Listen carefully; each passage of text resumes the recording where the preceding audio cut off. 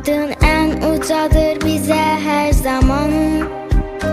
Sen bizim mehriban anamızsan.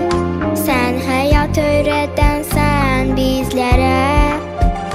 Müellim, müellim, müellim. Böyük uğurlara getirdin bizi.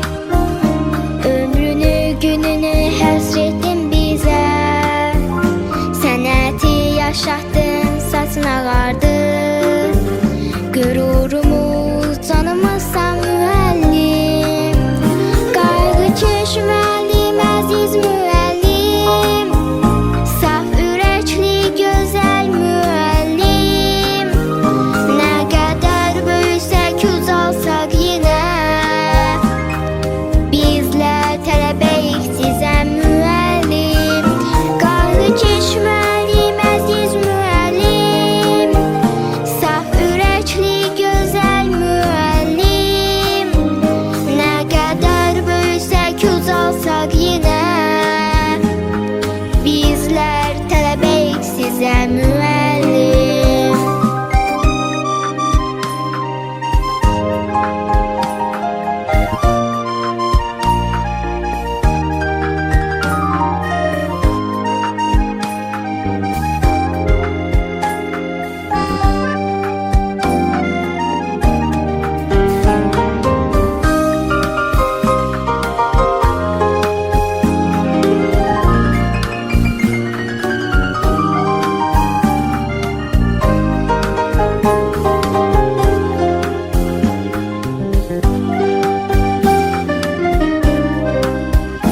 Oxudun sən ömür nəğmələrini.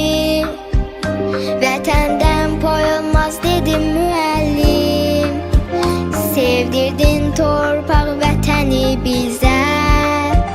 Müəllim, müəllim, müəllim.